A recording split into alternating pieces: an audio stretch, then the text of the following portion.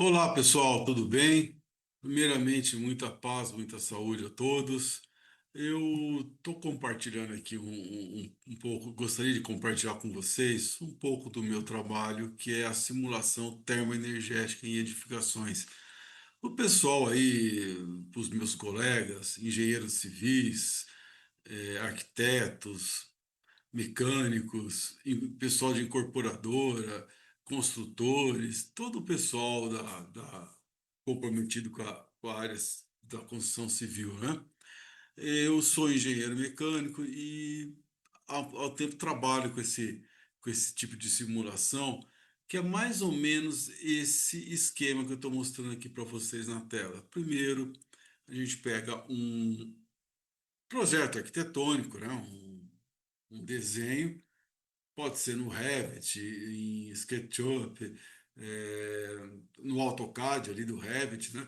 Transforma esse projeto numa linguagem onde o espaço que vocês fazem, que vocês projetam ali, a área, nós projetamos esse espaço para uma zona térmica.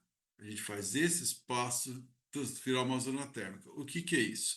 Imagine vocês com uma, uma parede externa que vocês tenham projetado. Essa parede, para nós, a gente enxerga como uma parede de concreto, e aí a gente enxerga que o concreto tem o seu calor específico, a sua condutividade térmica, a sua transmitância térmica. Então, é tudo isso que a gente faz o software enxergar. Então, o que que acontece? Você tem todo o desenho, e esse cara aqui, esse software aqui, o OpenStudio, é que faz meio que essa migração entre o que está desenhado ali e tornar uma área numa zona térmica. É mais ou menos isso, tá? E depois que assim eu fiz, eu transfiro tudo isso para o Energy Plus, que é uma linguagem IDF, né? Essa linguagem aí que é excelente, que é um software disparado, o melhor software do mundo.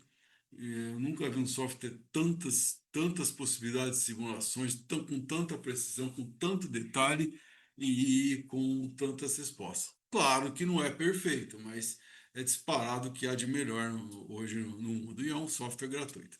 E depois, sim, os relatórios. Então é mais ou menos isso.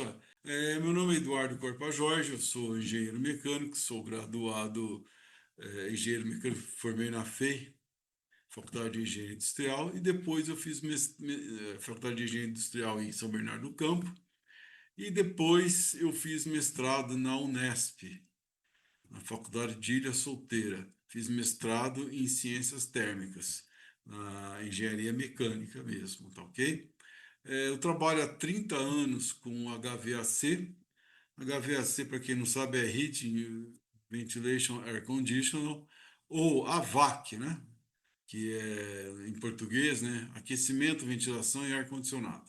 Nas áreas tanto de indústria, de saúde, já fiz muito hospital, comércio, já fiz serviço em telefonia, shopping, até indústrias também, tá? E residência.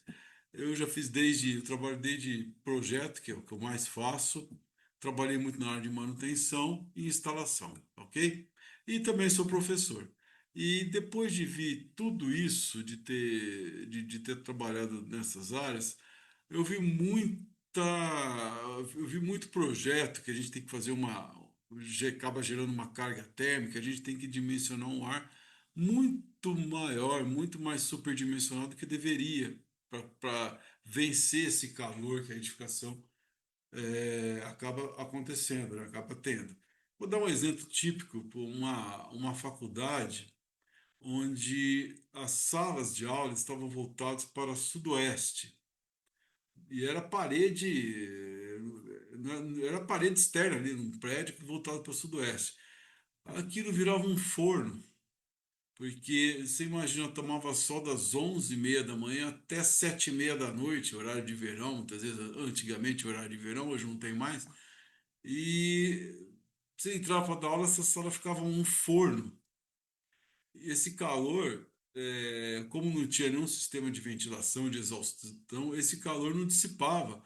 Ou seja, entrava um calor muito grande, quando lá fora já estava refresco, lá dentro da sala continuava muito quente, porque você promove um atraso térmico e esse calor que demora um pouquinho para passar do meio ambiente para a sala à tarde, mas passa. Então chegava 8 horas da noite, a sala estava 40 graus, 35 graus, e lá fora estava 27. E o atraso térmico, a isolação não deixava esse calor ir embora. Isso sim era um verdadeiro efeito estufa. E o que era pior é que, como não tinha uma circulação de ar, virava uma bolha, um efeito estufa mesmo. E ainda o pessoal chegando, os alunos chegando, e a carga térmica, o ganho térmico aumentava, iluminação, computador, celular, pessoas. Então, ficou um negócio que se tivesse uma ventilação, uma exaustão, já resolveria uma isolação térmica na parede, uma troca de ar boa, resolveria boa parte do problema, tá ok? É, aí depois colocaria-se o ar-condicionado. Essa é a ideia da simulação energética, esse pequeno exemplo que eu estou falando. Aqui eu estou apresentando das motivações, né? Qual é a pizza de consumo energético no Brasil em 2024?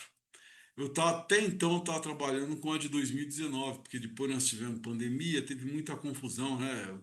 Teve o tal do lockdown, então mudou um pouco o panorama.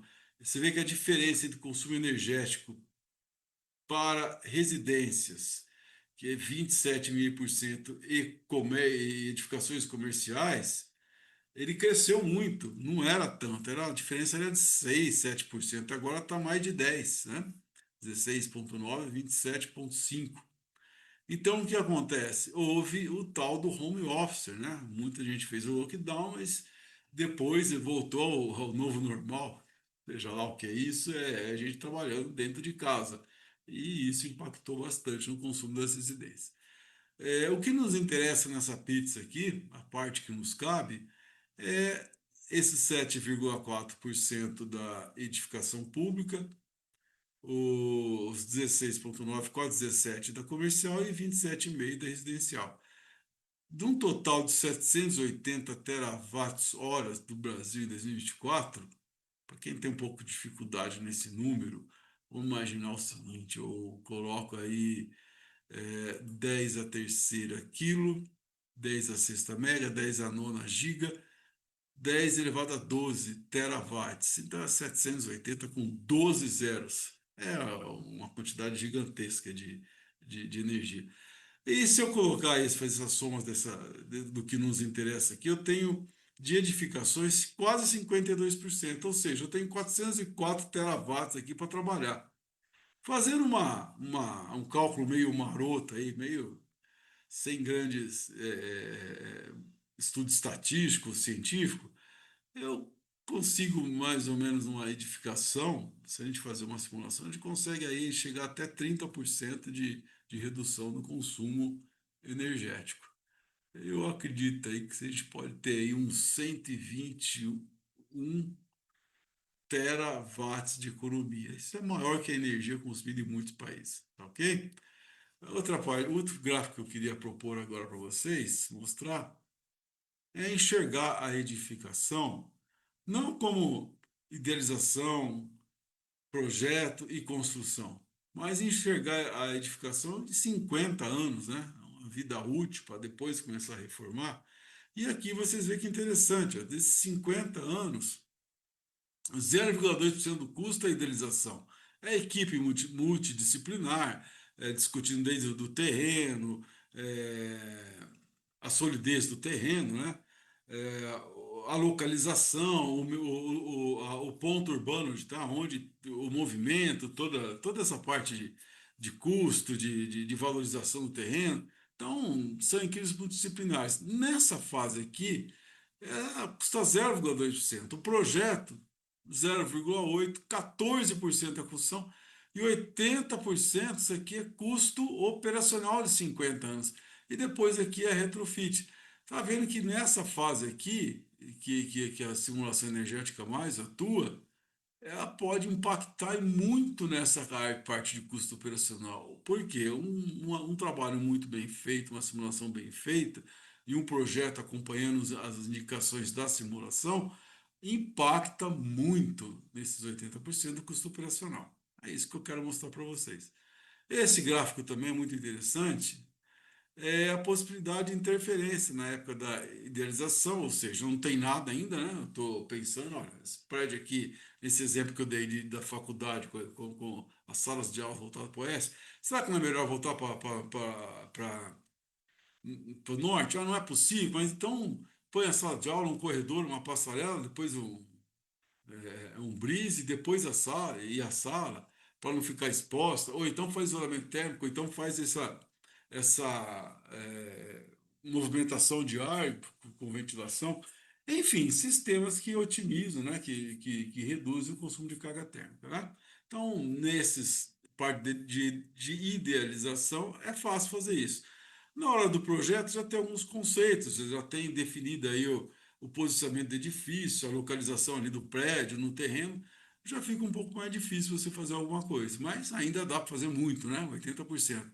Quando ele em construção, é, você já está definido aí material, já está definido viga, laje, vidros, é mais difícil, você já cai muito as chances de você mudar a eficiência energética da edificação, né? E quando ele está pronto, você tem 5% de janela de trabalho aí para você fazer alguma coisa, tá ok? Então, achei muito oportuno esses dois gráficos para vocês passarem, tá? Esse aqui são os softwares que eu trabalho, já falei, né? SketchUp, SketchUp que eu prefiro hoje trabalhar com SketchUp do que o AutoCAD, é muito mais fácil trabalhar com SketchUp. OpenStudio e Energy Plus, tá ok? Nós vamos fazer aí, que eu vou propor ao longo desses domingos aí, que eu vou propor para a gente, é um trabalho de acordo com essa portaria do Inmetro, portaria 309 do Ministério da Economia e Instituto Nacional de Metrologia, Qualidade e Tecnologia, o Inmetro, né? E aqui está muito bem delimitado, está muito bem parametrizado esse estudo, muito bem normatizado sobre a simulação energética. E é de acordo com isso que eu quero fazer esse estudo com vocês. Tá ok? Esse estudo vai envolver a envoltória, que seria mais ou menos, posso dizer, seria a pele da edificação, tudo que está externo, envolto, né? Que está em contato com o sol, com chuva, com vento. Aí vem entra cor de edificação, tipo de vidro, isolamento térmico, cobertura, tá? A combinação entre iluminação natural e artificial, muito interessante. Tem muita gente que acha que basta usar a luz natural e está feita uma eficiência energética. Nem sempre é verdade, porque com a luz natural eu passo também calor, né? Eu venho ondas de calor, a radiação térmica vem junto, né? Então tem que tomar muito cuidado com esse uso de iluminação natural, nós vamos demonstrar isso. O conforto térmico, através de ventilação, isso aí, como eu poderia atingir um conforto térmico sem colocar ar-condicionado, assim, antes do ar-condicionado, ou minimizar o uso do ar-condicionado, é essa a ideia. A redução de carga térmica, que tem muito a ver com a envoltória, com a iluminação natural e com os outros três, com o conforto térmico e ventilação. O sistema de ar-condicionado ideal, então eu faço um prédio ali, se eu vou pôr ar de janela, acho que nem se fala mais, mas o splitzinho, aquele split 1 para 1, né? Às vezes nem inverte, o split normal mesmo, que nem existe mais. Não existe, não fabrica mais, né? Existe, mas não fabrica mais. O split individual inverto, um sistema VRF, um splitão modular, uma central, e finalmente o chiller, o sistema de água gelada. Qual que é mais interessante para edificação? Depende, não tem uma resposta pronta. A gente tem que simular e ver. E quais as tarifas de consumo de energia mais adequadas? Então é isso que eu vou discutir com vocês aí. Esse primeiro vídeo eu estou falando só nos aspectos gerais que a gente vai discutir, mas é isso que nós vamos conversar, tá ok? A minha empresa é essa aqui, Etiqueta Edificação. Aqui está meu celular, meu telefone, meu contato. Podem mandar e-mails, sugestões ou aí no espaço do LinkedIn. E o prédio que eu vou simular é esse, tá ok?